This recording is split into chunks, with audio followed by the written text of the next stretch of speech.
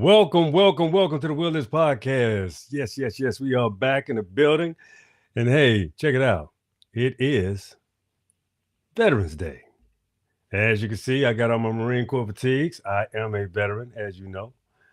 Got a special show tonight. But first of all, we have my little person that got something special to say about her life lessons today. Come on, have a shake book. Hello. Y'all finally get to see my face today. Y'all never did before, but today, this is me. Y'all probably see me on TikTok though.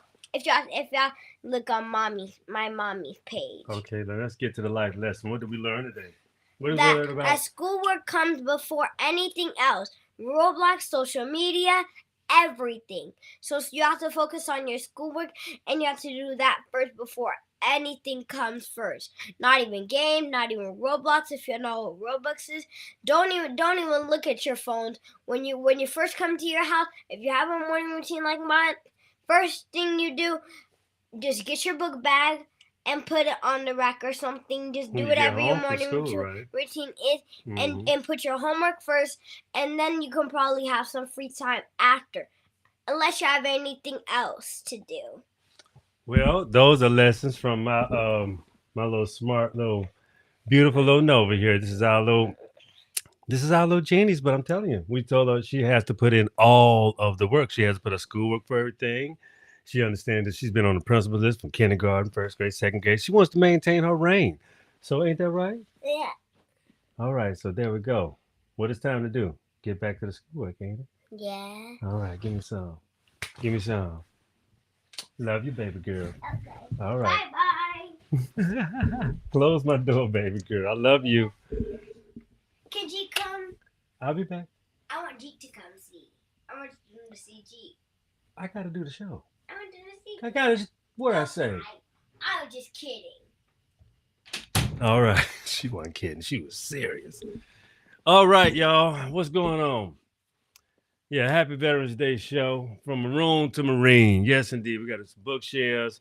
We're gonna get into some some good old lessons like we always do. But I had to bring the darling on the show. She had to let you know that she's really serious about her schoolwork. She don't want to fail. So yeah, let's go. Let's get into the show from Maroon to Marine. It's a little personal for me, this show. Yeah, because you got to think about it. I'm from Pensacola. I have a great deal of ancestors that had a great deal of pride in this country. We fought in every single war, including the people that came here from inception. All kinds of people that came from, different places in the world, different lands that came to America. I wonder why they had so much love for this country. Goodness knows we had to fight many wars. And see, that's why today, we celebrate the people that have done just that, fought for this country. Yeah, you see that? Eagle, Globe, and Anchor. That's what that is. United States Marine Corps. These are the official utilities from where I was in the military. Yep, I was a little buffer then. These are a little, little bigger on me now. You know what I'm saying? You get older, you lose a little weight on purpose, to maintain for health purposes and all that kind of good stuff. But yeah, we're gonna get into some good stuff, man. First of all, this country. We're gonna start with today.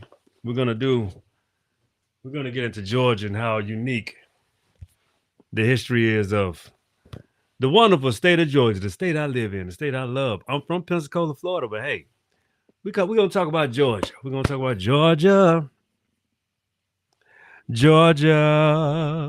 Oh yeah, so here we go. The captivating history of Georgia. Let's get into it. All right. First of all, you know how I like to do.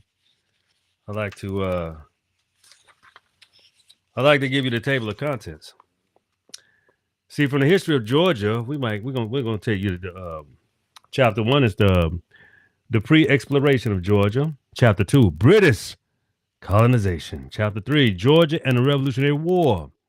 Chapter 4, slavery in Georgia. Chapter 5, antebellum Georgia, Civil War and Reconstruction. Democratic Georgia in World War II. Civil Rights era. Carter years. Modern Georgia. Yeah, the times of compromise. Assimilations of the Cherokees. Oh, yeah. Y'all want to get into that? Let's start there. Chapter 4, the assimilation of the Cherokee, 104. That's a good place to start.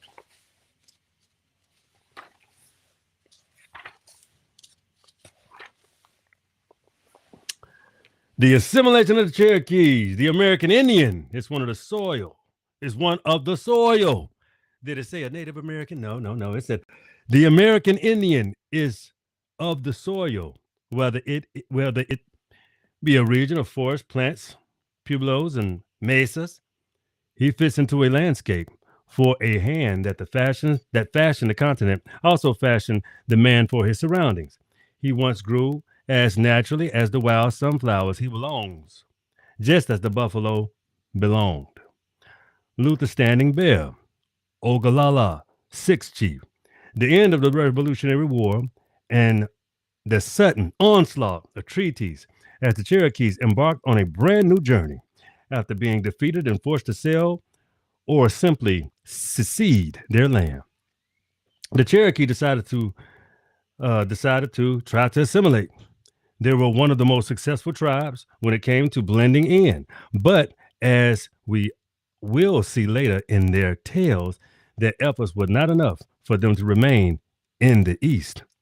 After the Articles of Confederation failed and the U.S. Federal government wrote in the Constitution of the United States that 1787 ratified in 1788, it was put into place in 1789. The new document became and recognized that all native tribes and nations within the United States and declared that all treaties with them were part of the supreme law of the land. The Sutton Declaration instilled hope that the Cherokee community, there was a chance now that the former treaty would never be revisited, revised, or erased, as well as the chance that there would be no need for new ones. The Cherokee would finally be allowed to live and let be. The new decree was the final push to force the Cherokee to blend with the American culture. Their assimilation led to them to create their own system of laws and order in 1808. The Guards, essentially the Cherokee police system, began operating in the late 1790s, but weren't named and fully established into the 1820s. They were originally named the Light Horsemen, which would evolve into a Light Horse Guard. Their duty was to preserve peace among the Cherokees, not to mention preventing all sorts of crime, including murder, rape, theft, and intoxication. The Lighthouse Guard duties were incredibly similar to the police force and currently serves the United States. There's still some very obvious differences, however. The Lighthouse Horsemen often operated under the stealth of night, rubbering themselves with tobacco and appearing invisible. In addition, some of their laws were sworn into place with the sacred rituals and ceremonies within what but today associated with magic. Many lighthouse horsemen were sorcerers, and they were known for in their clans for having great powers. These shape differences were make for a very interesting historical evolution. However, the important to note that the blend in the cultures became the Cherokee ardently and attempted to assimilate, to adopt the European traditions and integrate their own cultures with them. The forced conformity with the true terrible act, however, the Cherokee managed to perform and conform with the grace of ease. The need to survive on the land and there gave and the strength to adapt the surrounding cultures and find their way to practice their own traditions. The United States had always been referred to as the melting pot, place where cultures, nations, and ethics combine. As it noted in hundreds of textbooks, manuscripts, and letters, and blended cultures did not always go smoothly. Skirmishes broken out between the European cultures. Before the settlers could all identify as American, even the word American has explained, including they say Asian Americans, African Americans, Arab Americans. The inclusion of all cultures was not granted to the Cherokee. That being said, hardships were faced with all immigrants coming into the United States. However, the need to erase the Native American culture had to be embraced. Christian and European concepts and traditions predates the struggles faced by the many peoples to come. The Cherokee became the farmers and Protestants feeling European American encroachment and the need to assimilate. There was always talks amongst the federal officers in civilizing the Native American, or a simpler terms by giving a fate, and they're all being believed in. Protestants. That's what a Protestant is, a Protestant.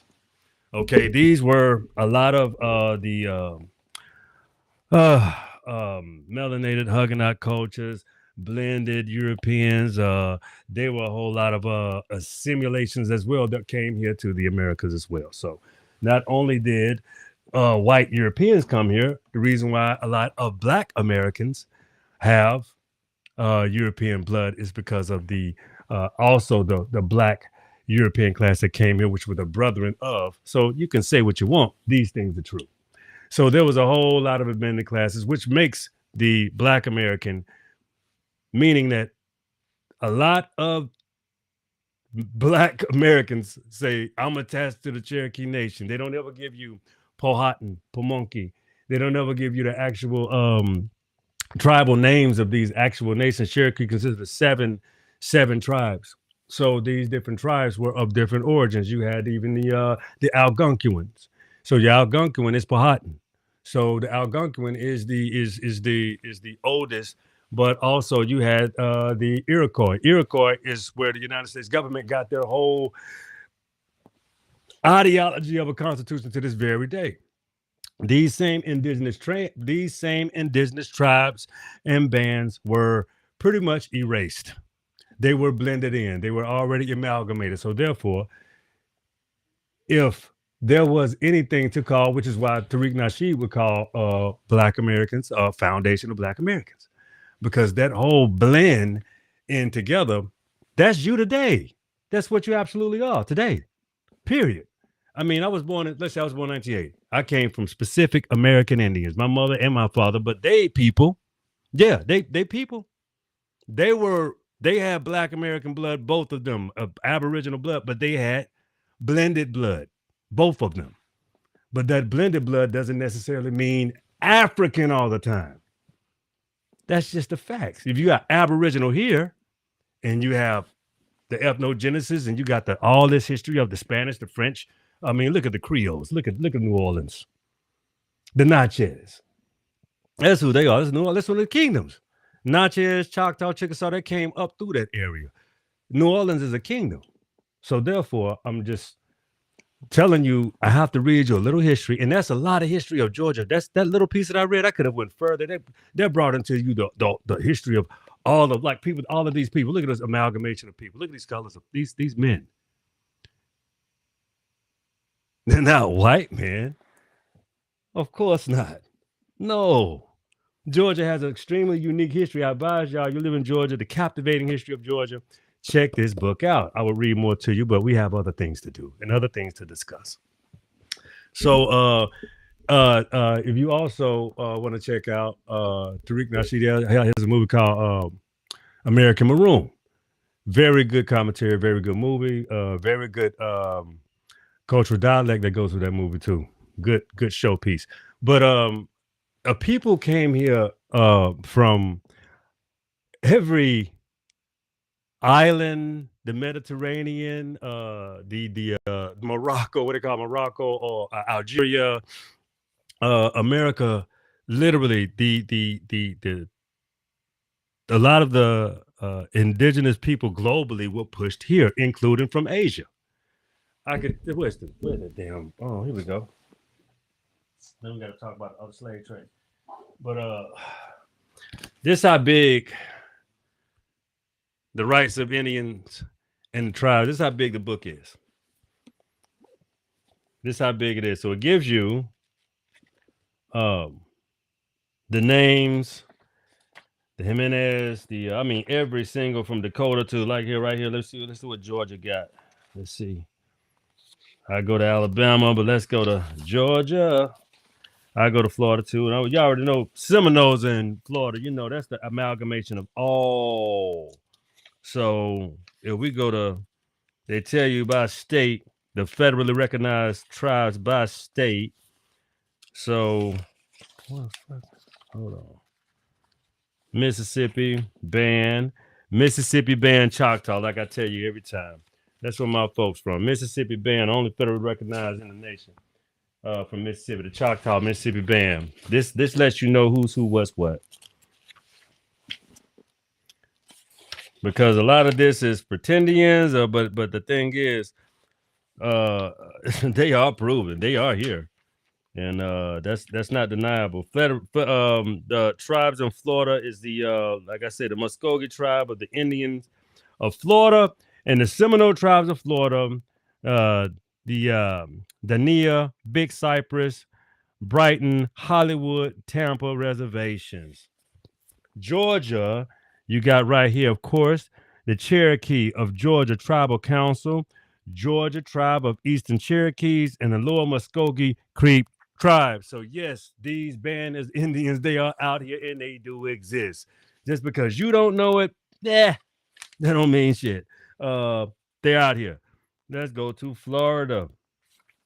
Let's go to Florida. Yeah, we got Florida, we got Georgia. Let's go to Alabama. We're gonna go to Alabama. Woo! Let's go to Alabama. All right. Alabama. And this is where you get to Alabama. This is what your boy Tariq is. Proch Band of Creek Indians. I know that because that's who, I'm also associated with that tribe because of the fact that my grandmother told me to look up what happened in Burnt Corn, Alabama when I was 13 years old. And I did that research. You should do it too about your family. Yeah, yes, absolutely. But state recognized, that's federally is the Creek, but state recognized Cherokee, Intertribal Indian, Cherokee Tribal of Northeast Alabama, Cherokees of Southeast Alabama, the Enchata, Cherokee Tribe of Alabama, the Machis, Lower Creek Indian Tribe of Alabama, the Mawow Band of Choctaws, the Pequot, Shawnee Tribe, Star Clan, the Muskogee Creeks, the United Cherokee, Anuya, the Ani, Yun, Waya Nation. Okay. And so there you have it. There are federally recognized, state recognized tribe, and there are a shit ton of them. So you have a lot of these. Of course, you got Alaska, which is going to have the most because of the Bering Strait. But you got California. California has another immense.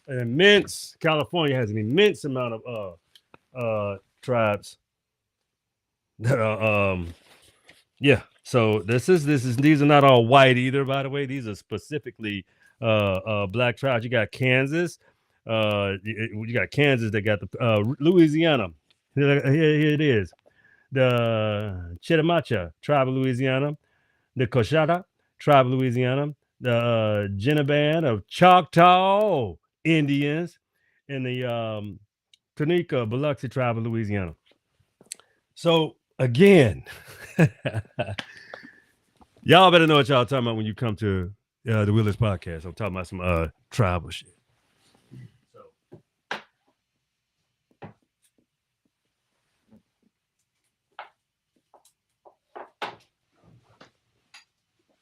these are some of the books that my grandmother had in high school. These are the books she learned from. The Removal of Choctaw Indians. She learned all of these situations because these are her people. They had these type of There are a lot of Aboriginal stories in these books that we'll get to another day. I just want you to know. You understand? All right. So, okay. All right. So, which leads us to one of my favorite shares. One of my favorite shares, acting as if we were not here before we were. We were here for anybody. So let's take a little read. Let's take a little different look at these situations. We got to dispel misconceptions. You understand what I'm saying? You have to. You have to dispel misconceptions.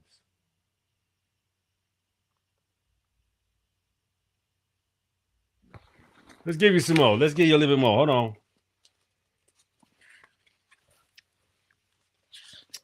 These are in Germany, ladies and gentlemen. This is in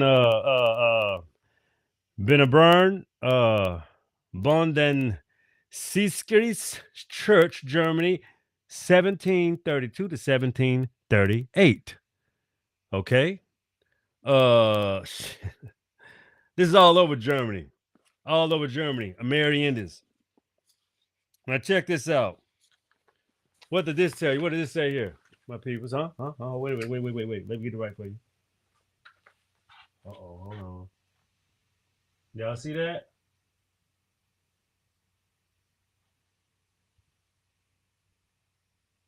Can you read that?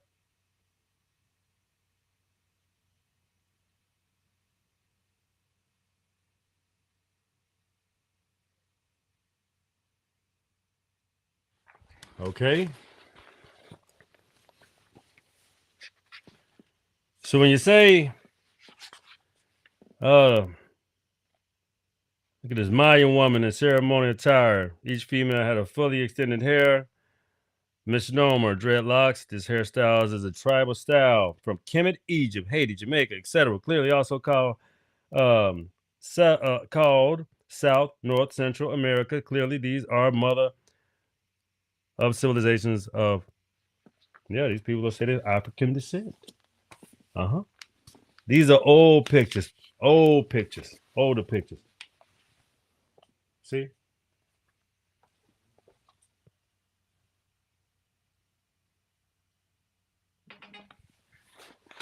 Okay, let's get down a little deeper into this.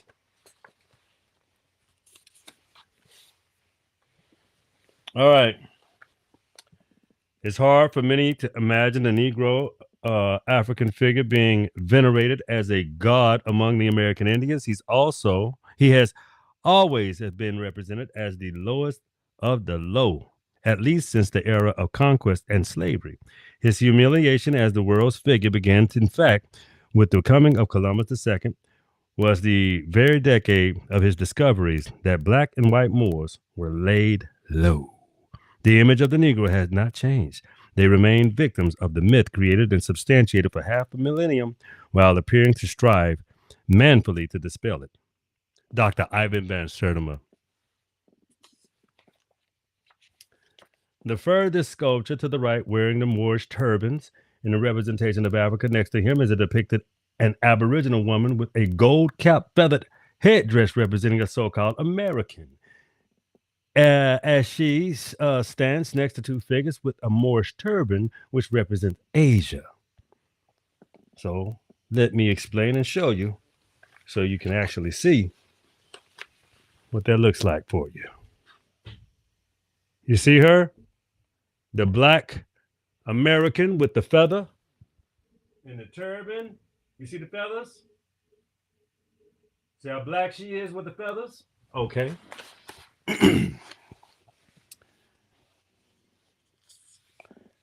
The depicted so-called American, a group of Aboriginal people wearing African Moorish turbans, red sacks, and gold headdresses with feathers, holding pearls with their bows and arrows in their hands. Clearly, they are African descent. Found in the Rainier Schof. This is in Germany again. They got all this. I tell you, they got all this shit in Germany. Check that out. See the feathers?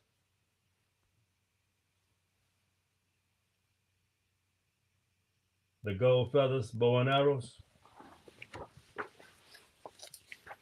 You understand what I'm saying?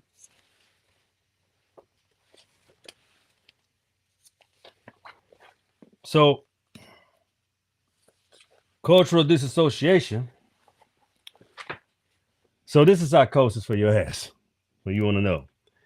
The unnatural condition is the defect of the mind causing disoriented thinking and the superficial emotions created by schisms, with various forms of complex behaviors and personal disorders, stemming from the traumas of colonization, to be alienated from one's own culture, detached from reality, and to suffer cultural amnesia. Each casualty became philosophically impaired to the extent that they can be induced into self resentment. The victim is prone to reject, deny, or dismiss their own identity, lineage, past, and present culture. The inability to identify with their relationship, their culture, thus separating themselves and interpreting their culture from a foreign third party perspective. I want to express that this chapter may be sensitive for some individuals who subscribe to religious ideologies or doctrines. My goal is to bring certain truths, evidences, historical doctrines to attain the Aboriginal people, which is related to our condition in the terms of cultural disassociation, cultural rejection, and cultural resentment. I am not attacking, banishing, condemning, shaming, or misjudging anyone from practicing their forms of worship or praise. I am making an Aboriginal people wrong by a mean by I am not making any Aboriginal people wrong by any means. I will be referring to some of the unintentional dysfunction behaviors we've adopted and offer some potential solutions and suggestions to cure their behaviors. So the thing is, it's a lot of attacks. It's a lot of misnomers, disillusions about people of the Americas. People of the Americas.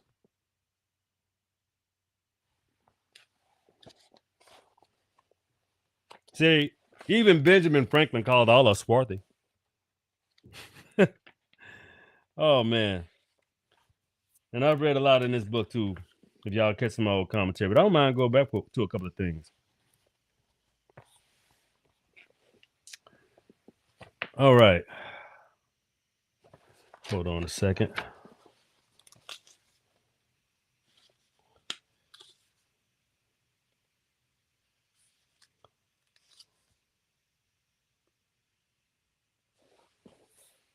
All right.